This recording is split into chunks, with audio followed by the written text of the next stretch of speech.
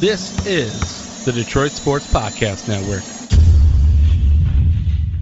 5 bold predictions for the next 5 years of Michigan athletics next on this week's episode of Michigan Podcast. But there's going to be one team that's going to play solely as a team. No man is more important than the team. No coach is more important than the team. The team, the team, the team. Looks deep for Anthony Carter. Waits for it. Yep, caught. This is no time for that. In the pocket and a sack. Tim Jamison. Brady gets terrific. Throws it and a touchdown. Knight again. Schultz just before Brazil got him. And a leaping interception by Woodson. Harbaugh back to throw over the middle. Caught by Collier at the 5 on his feet. Touchdown, Michigan. On its way. It's good. He's 5'7", 179 pounds, a junior at Michigan. But Jamie Morris packs a wallop, and he delivers for Bo Schembechler. And here's your first play. Pressure coming. Second. It is Glenn Steele, number 81, who fought his way through the traffic. Option. And Robinson calls his own number, and he's going to score. Oh, an easy touchdown for Robinson and Michigan.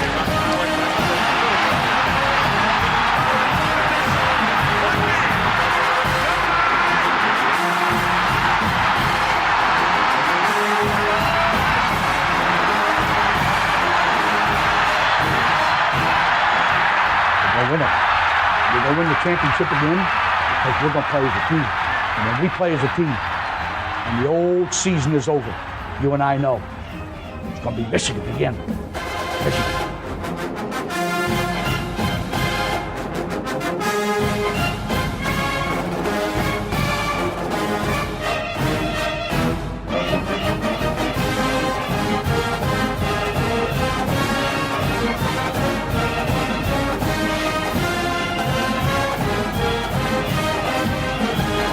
Greetings, Go Blue, and welcome to this week's episode of Michigan Podcast. I'm Steve Deace. Our good friend Mark Rogers, the voice of college football, will be joining us a little bit later on in the program, but we begin with what we just teased. Let us now gaze into the crystal ball. The year is 2026, 5 years from now, and I predict the following 5 things will happen in Michigan athletics over the course of these next 5 years. We begin with number 5. Michigan will win at least one national title in one of these sports. Baseball with Eric Bakich, hockey with Mel Pearson, or softball with Hall of Famer Carol Hutchinson. I think one of those 3 sports. And if you look at the last Big Ten team to win a national title in 2 of those sports, hockey in 2007, softball in 2005, Michigan is the team.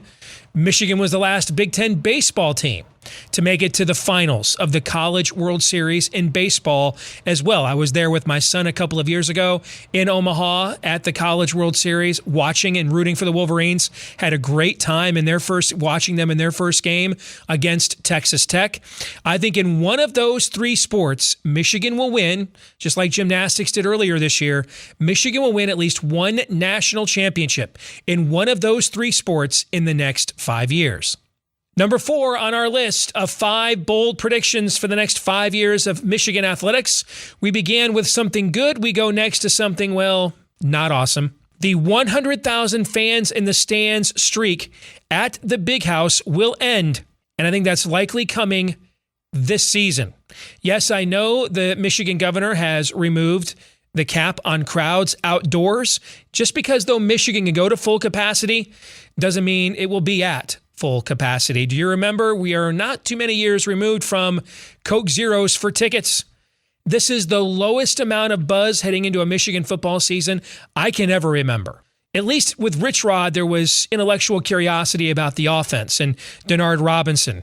With Brady Hoke, that 2014 season, nobody expected that to be a train wreck. That just snuck up on us, and we watched that all happen in real time. But now things do appear to be a bit of a wreck. Energy, buzz is low. Throw in the fact Michigan as a state, as a fan base, is probably going to be one of the most cautious where COVID is concerned. And then the Michigan economy not doing well either. It was hit worse than any other state last year by COVID lockdowns. Throw those three things in. Lack of buzz, overly cautious about the virus, and then not the best economy in the world. I don't know, man. I could see a struggle there to sell some tickets, particularly lose that opening game, or that first night game, I should say. The opener's Western Michigan, but that night game to Washington, get late in the year. I don't know. I think the 100,000 streak is in jeopardy, sadly, and I think that jeopardy is going to be realized this fall. Number 3, as we rank our top 5 predictions for the next 5 years of Michigan athletics, whichever year within these 5 years ends up being his final one, Jim Harbaugh will eventually leave Michigan without winning anything significant. No Big Ten East, no Big Ten title, no major bowl win, no playoff appearance. Imagine, as we all waited with great anticipation, bated breath, enthusiasm unknown to mankind, when he got off the private plane in Ann Arbor, December 30th, 2014, on his way to being announced formally as the next Michigan football coach. Imagine if I would have told you that Jim Harbaugh will coach X number of years here, but it'll be more than 5. He'll never beat Ohio State. He'll never win the division. He'll never even get to the Big Ten championship game, let alone win one, and never make the playoffs. No one, not even Pete Feinbaum, would have predicted that on December 30th, 2014. And yet, here we are. Number 2 on the list of 5 bold predictions for the next 5 years of Michigan athletics. Let's go back to pump in the sunshine, shall we? Juwan Howard will win an NCAA tournament, a national championship. Juwan Howard will get it done in these next 5 years. Michigan will cut down the nets as the last team standing on Championship Monday for the first time since the only time it's happened before, 1989. And then there's number 1. Either Matt Campbell or Mike Hart will be the next Michigan football coach. Now, hear me out here on these scenarios. Either a change will need to be made after this season, which is what I think will happen. And if that's the case, I think Iowa State coach Matt Campbell will be the next Michigan football coach. Or Harbaugh will do enough. I don't think it's enough wins. It's about public perception, as we've talked about before. He'll do enough to win back enough public perception, showing the program can still get to where we always dreamed and expected it to go under his guidance. And he'll get another year after this, or another year or 2 after this. And then Mike Hart, who was associate head coach in Indiana, was brought in to be an assistant coach this year. He will get promoted to the next head coach at Michigan. I believe one of those 2 scenarios will take place. A change will have to be made after this season, and then I think Ohioan Matt Campbell takes over as Michigan football coach, or Harbaugh does enough to turn around the public perception that is steeped and stacked against him at the moment. And then we're looking at a change in 2 or 3 years, and then I think it will be current assistant coach Mike Hart as the next chief man on the sidelines for the winged helmet. Well, what do you think of those 5 bold-ass predictions for the next 5 years of Michigan athletics? Let us know here in the comments section. And when we come back, our good friend Mark Rogers, I should say. Some people call him Mike. I call him Mark. Mark Rogers, the voice of college football, will join us next. A big thank you to our Patreon supporters at patreon.com/Michigan Podcast, because you make these episodes possible with your support. And we get asked all the time, hey, we love what you guys do. How can we support you? Well, for just $5 a month, you can support us at patreon.com/Michigan Podcast. And hey, college basketball may be done, but now we're into the Major League Baseball handicapping, and we had an outstanding season in Major League Baseball last year. We had a pretty good season in college basketball this year as well, as you can see right there from something we recently posted on our Patreon page. So $5 a month to get some pretty good sports handicapping and opportunity to win some money, like when we recommended you take before the tournament, Baylor 6-1 to win the national championship. You saw that thing pay off, right? Well, your $5 a month pays off when you support us at patreon.com/Michigan Podcast.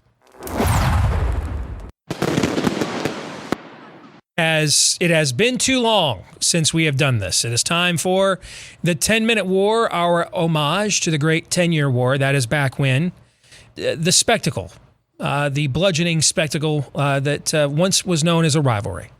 Michigan and Ohio State was in its heyday. Bo versus Woody, our good friend, and probably the absolute lone reasonable Ohio State fan on the planet. Mark Rogers joins us. You can check out his own podcast as well as YouTube. Actually, just YouTube. It's just a YouTube thing, right, Mark? All of your shows are on YouTube as well, right? Absolutely.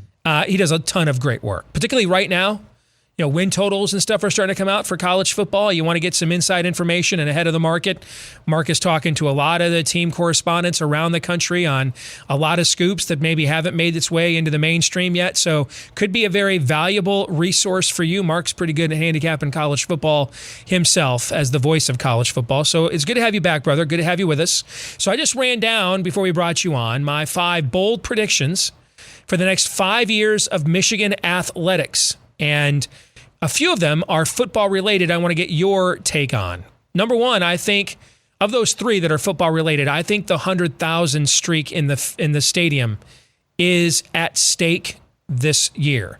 I know they've lifted the cap on capacity, but first of all, the state of Michigan's citizens have been amongst the most cautious about coronavirus all along.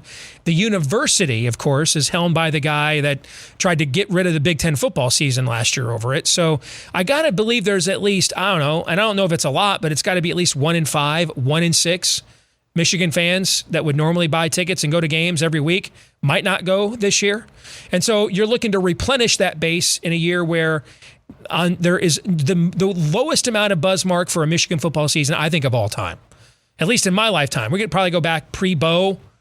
Although, really, the last 2 years of Bump Elliott, those were really good football teams with Ron Johnson that were ranked in the top 10. So I don't know, man. You're going back now well past a half century since the last time we had this low amount of buzz for a Michigan football season. So I don't know that there's a massive waiting list of people waiting to take somebody who's really, COVID cautious' place. Then you throw in the economy in Michigan. It was the hardest hit by COVID lockdowns last year, lost about 1/3 of its business sector.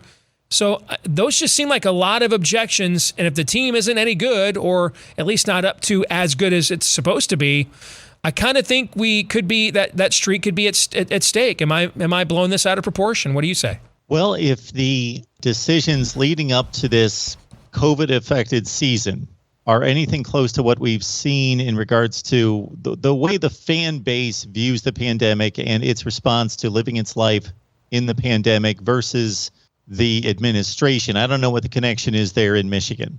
But if they have approached their lifestyle in any way, shape, or form close to what the administration has done, and by extension what the conference initially was trying to do, then that's going to affect attendance. I know that attendance in Michigan is not affected by the weather. I know that. And I'm not even thinking about extreme cold or snow, but it's been pretty impressive to see Michigan fans show up with just sheets of rain pouring down on them for hours and hours and hours, where throughout the nation, those games have been affected mightily at the gate. That hasn't affected Michigan fans. So they're not afraid of the rain in particular. So weather conditions aside, I don't know if you're thinking that this is going to affect attendance more so early in the season before Michigan can finally show maybe that they've got a good football team this year, or that there are a couple marginalized kind of games later in the season that are going to be affected at the gate when the teams, let's say 3-5 or 4-6,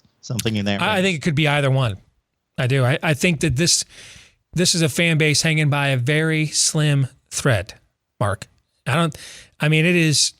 The debate within the fan base right now is whether to jump on our own or wait for the season to be pushed. Okay, so ain't going to take much of a, as the Joker once said, just a little nudge. The first sign of adversity, I promise you, man, last one out, turn out the lights. Okay, this thing is It's hanging by a very slim thread. So I think either one of those scenarios is possible.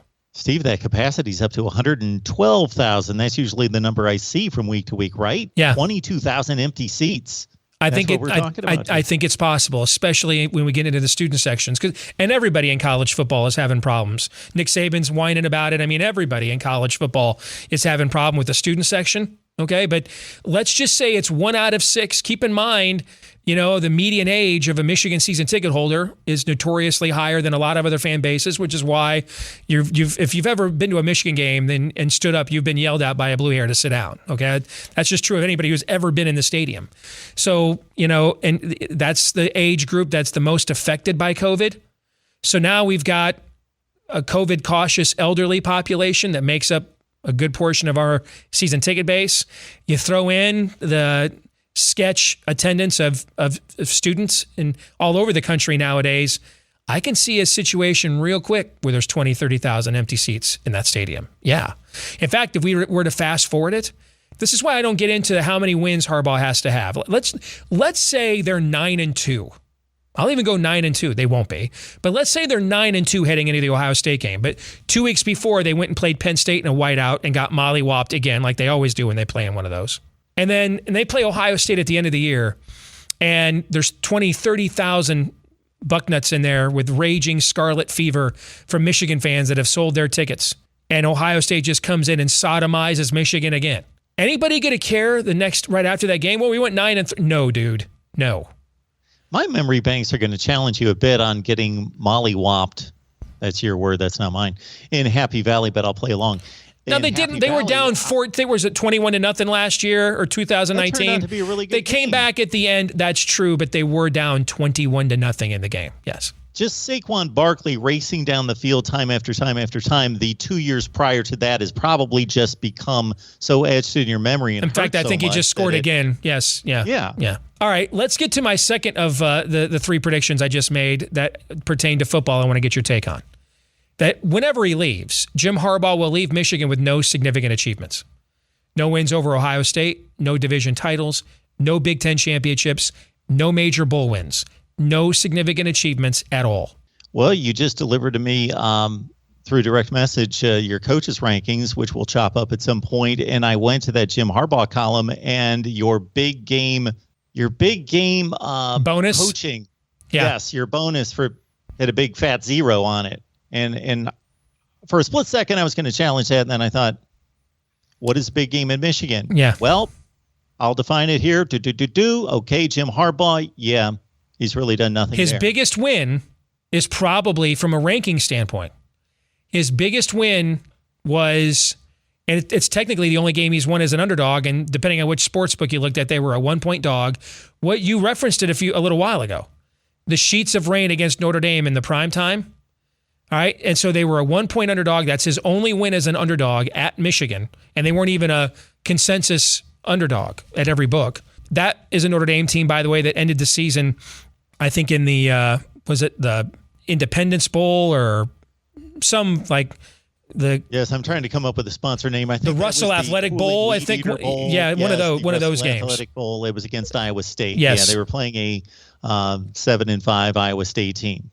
Yeah, that wasn't a great Notre Dame team. If that's not his biggest win, then it was beating, Wisconsin 14-7 in 2016, I guess would be from a ranking I mean, they beat Penn State in 2016 really bad that went on to win the Big Ten championship. They just weren't considered that good at that time. But now we're going back 5 years, dude. 5 freaking years. Okay. You can go with this simple definition. If you're at Michigan, big wins need to contribute to championships, or they have to be against your rival. Mm-hmm. Your chief rival, not an underling rival. And I know Michigan State succeeded against Antonio for a period of time, but not against 6-6, 7-5 Michigan State teams. He's 500 against a Michigan State program that was the end of the D'Antonio era and is now completely rebooting. He's under 500 against Penn State. He's winless against Ohio State. He's under 500 against Wisconsin. Should I continue? No, you don't have to continue. Okay. I defended this guy for a long time, and I have felt as though for until about 2019 that he was going to kind of follow the track record that he had established at other locations, other stops both in the NFL and college, and it's just not there, not happening, and it's going in the opposite direction. All right, so one more prediction then, and this one is about the future. Either Matt Campbell or Mike Hart will be the next Michigan football coach. Now, hear me out on this scenario. If Michigan has to make a change after this season, which I believe it will, because I don't believe they will accomplish anything significant to turn around public opinion when they've got to make up an $80 million shortfall, Mark. Is that a lot? $80 million. Is that significant? I don't have that laying around. Yeah, I kind of think that might be significant. They got to make up $80 million, and guess whose responsibility it's going to be to make up 80 to 90% of that $80 million? The football team. All right. So 7-5, 8-4, or 9-3 and lose to Ohio State and get blown out of a bowl game again ain't doing it. Okay. So if they have to make a change after this season, I believe Iowa State head coach Matt Campbell will be the next Michigan coach. If Harbaugh does enough to turn around public perception this year, and therefore gets another year or another couple of years, then I think they'll promote from within. Mike Hart was associate head coach at Indiana. I think he definitely has head coach traits. And they'll make some kind of excuse like, well, Dabo Swinney was a wide receiver coach and look how that turned out. So I think, and they'll promote from within, and it will be him, Michigan's all-time leading rusher. I think one of those two individuals is the next Michigan football coach. What are your thoughts? Well, folks out there that watch Michigan podcast and listen to Steve on a regular basis, I think this is what Steve excels in. Among other things, he's a master at crafting the question, because most people would have just picked off, okay, these are the top 2 or 3 candidates. We're going to throw this out there for our question. So in addition to Matt Campbell, it's Billy Napier and Jamie Chadwell, whomever. Steve, you've basically selected 2 paths, and you've gone the best candidate or the top candidate in projecting forward in either one of those paths. Top candidate route, Matt Campbell, the up-and-coming guy that's achieved at a mediocre program and obviously done all the great work at Iowa State. And then you've gone the program guy that's already in the system, has the legacy, is a Michigan man, and you're going that route, save money, Mike Hart. So the probabilities, of course, say that you're going to be wrong, that just by sheer numbers, and you enjoying the lines and the wagers as well as I do, can appreciate that viewpoint of just flat out saying, well, the odds say it's going to be somebody else. But I think you've gone 2 separate paths that make total sense in regards to the top candidate, if they go that route or they go that route. So taking that into consideration of just sheer odds and probabilities, I can see either one of those happening. And if Michigan is serious about football, they, of course, need to go the Matt Campbell route. Nothing against Mike Hart, but this should not be the first head coaching stop for him. It should be somewhere else. Matt Campbell would be at the top of my list. So before we let you go, I want you to give me an Ohio State fan perspective, okay? I want you to give me an Ohio State fan perspective on either of these 2 paths. Let's start with the latter one. Okay, and I'll try not to smirk. Michigan looks at the success of Juwan Howard. Never been a head coach before, not even a college assistant. Okay. But he was a grinder. He had spent several years working as an assistant coach, so he understood the work ethic. Guys like Chris Mullen and others who were given these jobs in college didn't. So, I mean, he was a grinder. He was basically the Heat version of a grad assistant and worked his way up to their top assistant over years. So he at least had the work ethic down. But then they came in and said, yeah, we're going to get you for cheaper than John Beilein, but then we're going to let you have an A-list staff if you want. Hire another assistant away from the NBA, which he did. Hire a former college head coach who had a number 1 ranked team in the country at some point as your assistant, which he did. So let's start with this scenario. For Mike Hart to be the next Michigan head coach, I believe Harbaugh restabilized the program. At least got it back into contention mode where it was in 2018 and 19. All right? That's the scenario for Mike Hart to be the next Michigan coach.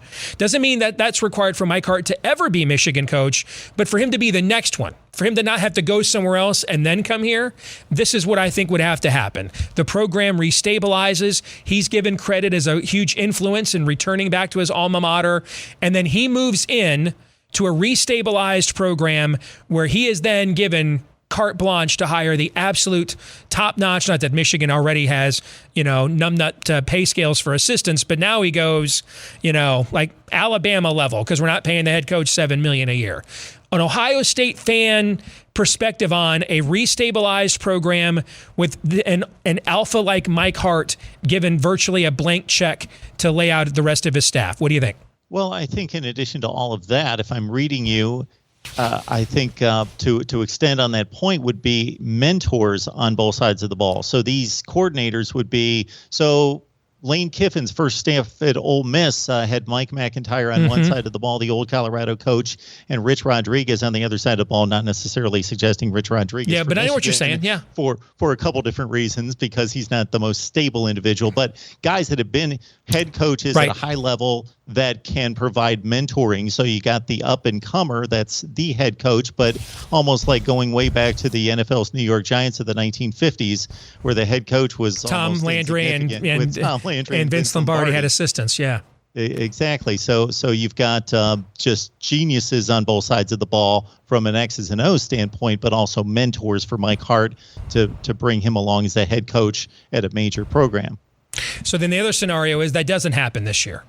They don't achieve anything of significance. They're a middling program, around 500. They have to move on. You bring in Matt Campbell, who has done historic level things. I mean, they have not been this good at Iowa State since Ohio State Buckeye Earl Bruce was there.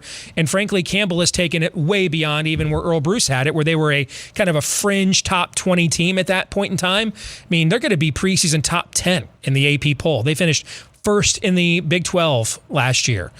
They've covered the line against Oklahoma every year he's been there. He's the only coach that's beaten Oklahoma twice, for example. So you bring him in, and now it is you're terraforming again.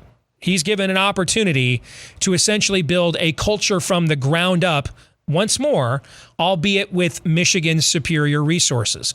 What's the Ohio, and he's a native Ohioan, of course. What's the Ohio State fan perspective of that option? Well, I think they're scared to death. So you think they clearly, your fan base, the Bucknuts, clearly would prefer Harbaugh to at least be good enough to stick around for a couple of years and then hand the gig off to Mike Hart rather than ever handing this off to Matt Campbell, because this is going to be a year to get Campbell.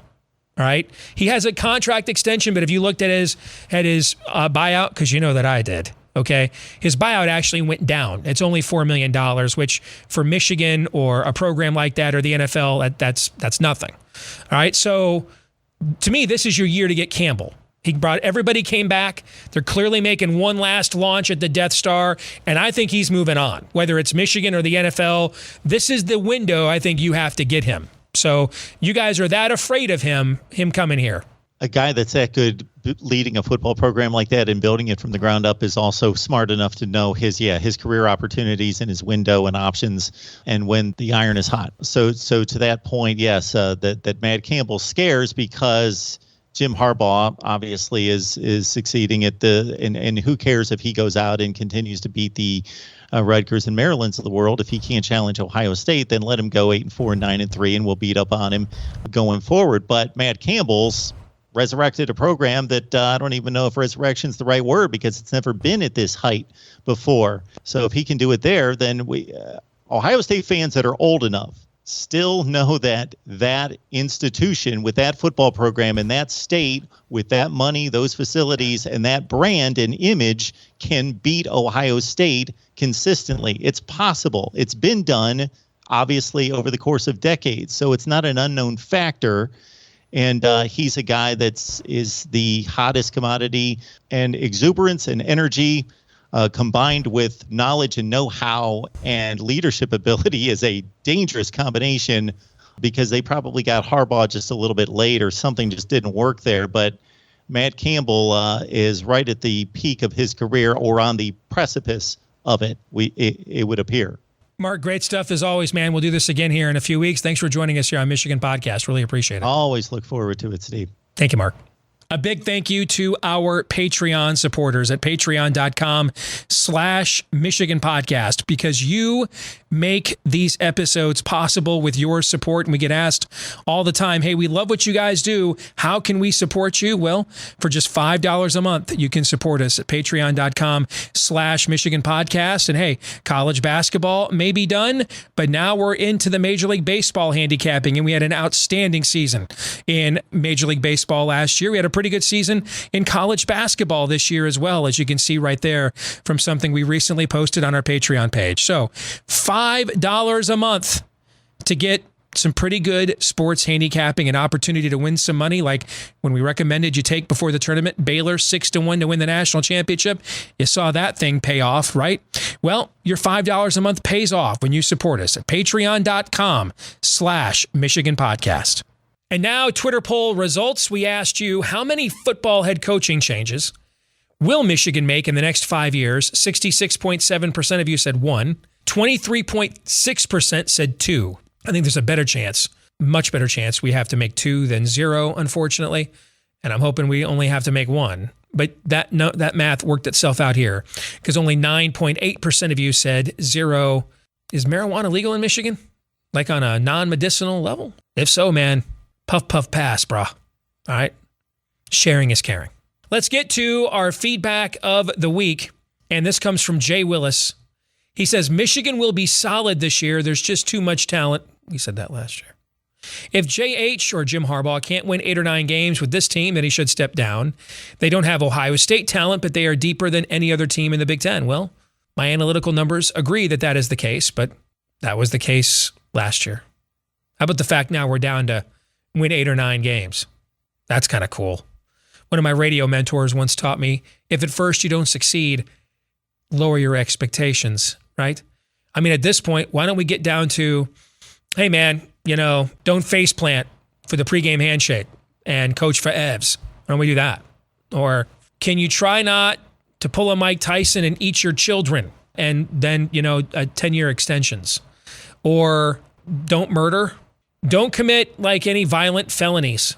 And because you were third in the Heisman Trophy running in 86, you can just, coach until Jesus returns. I mean, let's just keep lowering the standard, Breathe.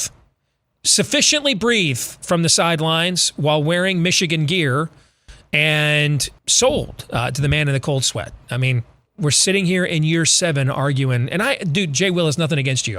I get what you're saying, and I agree with your analysis, by the way. Year 7, man, and we're talking about, win 8 games. It's the Steve Carell. Yikes. Nothing says leaders and best like that, huh? Huh? Yeah. That'll do it for this week's episode of Michigan Podcast. Don't forget, let us know what you think about what we think right here in the comments section on YouTube. Leave us a 5-star review on iTunes, Stitcher, Google Play, etc. Please keep sharing as well, whether it's the YouTube link or the podcast link to all the Michigan fans that helps us get the word out about what we're doing here each and every episode on Michigan Podcast. And then finally, don't forget, follow us on Twitter at Michigan Podcast to keep up to date on what we think all things maize and blue in between episodes. I'm Steve Deace. Until the next time, go blue.